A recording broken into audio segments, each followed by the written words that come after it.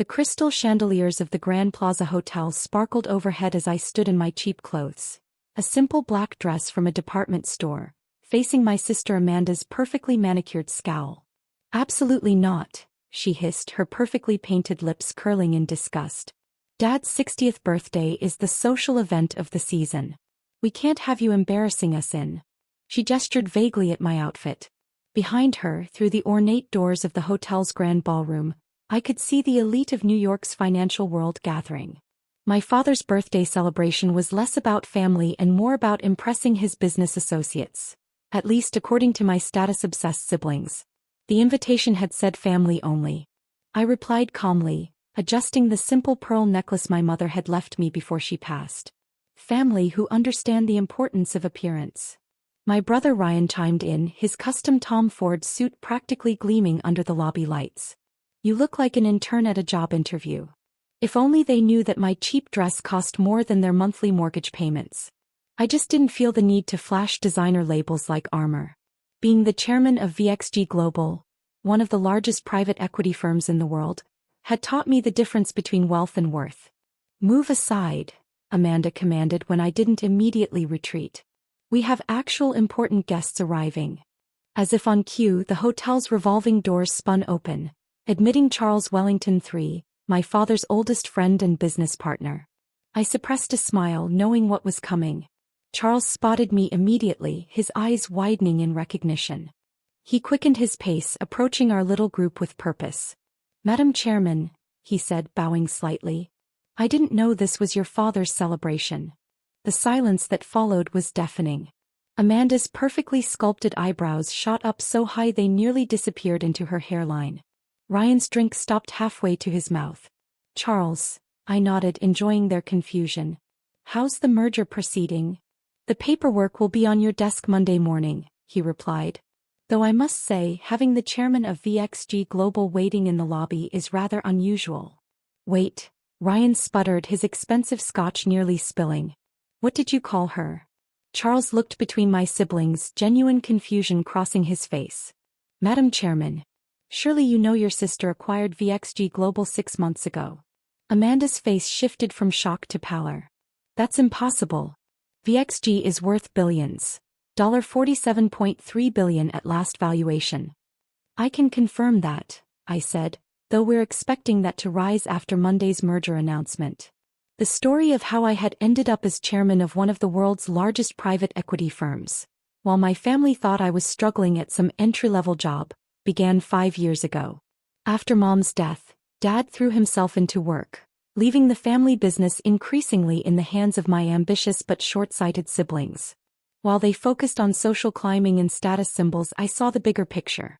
Using my inheritance from Mom, significantly smaller than my siblings' trust funds, because I had refused to follow the family-approved career path, I started investing in undervalued companies. My first big break came when I spotted a pattern in the market that everyone else had missed. While traditional investors focused on tech startups, I saw opportunity in overlooked industrial companies. One successful acquisition led to another, each carefully hidden behind layers of holding companies and private trusts. "But, you work at some small investment firm," Amanda stammered, her worldview visibly crumbling. "Actually," Charles interjected, "your sister owns that firm and about 30 others. VXG Global's acquisition was just the most recent."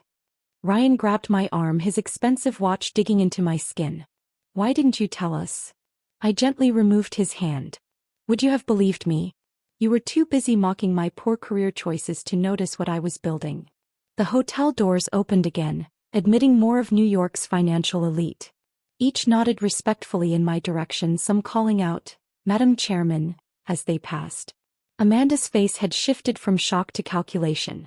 Always the social climber, always looking for an angle.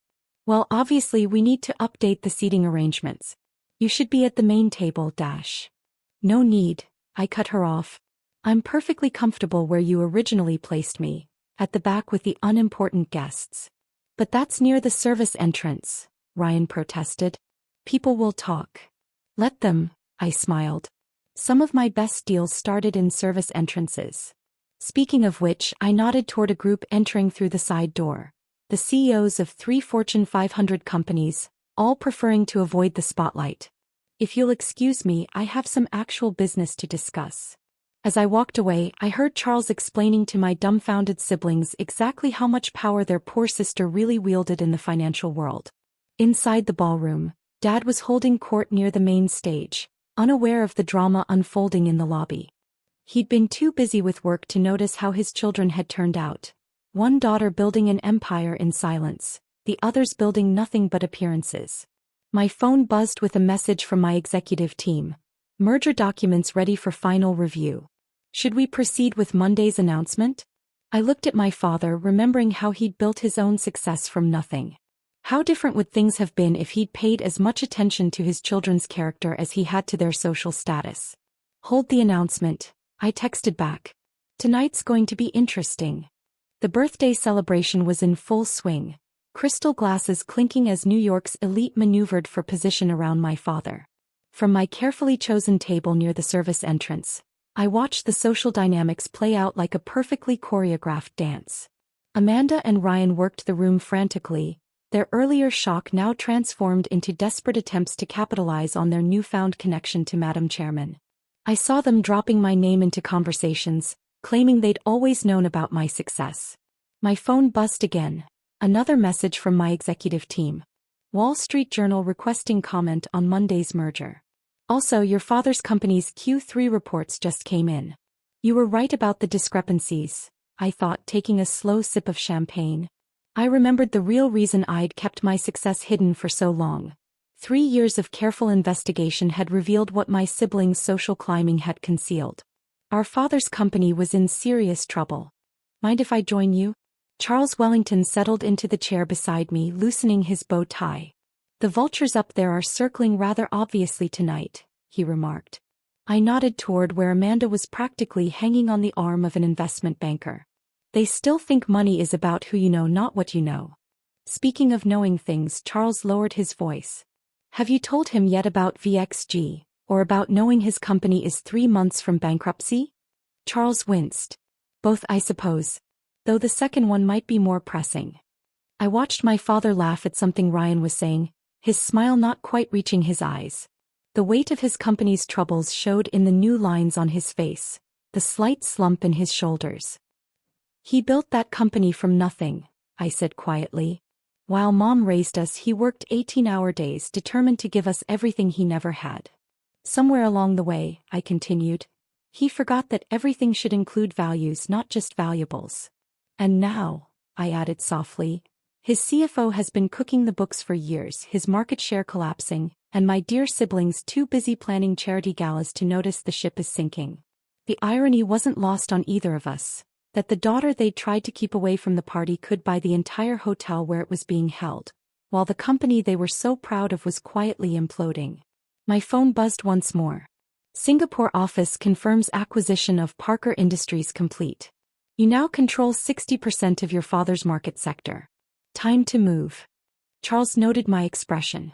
I stood, smoothing my cheap dress. Time to save the family business, whether they like it or not. Making my way to the stage, I caught Amanda's eye. She made a frantic slashing motion across her throat, still trying to keep the embarrassing sister away from the spotlight. Ladies and gentlemen, I spoke into the microphone, my voice cutting through the party's chatter. I believe it's time for the evening's special presentation. Dad looked up, confusion crossing his features. This wasn't on the carefully planned schedule.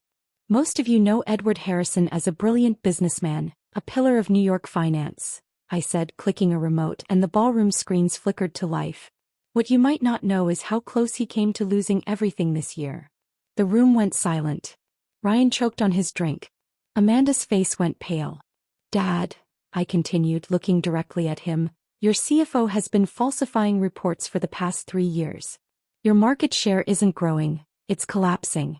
By my calculations, you have less than 90 days before the truth becomes impossible to hide.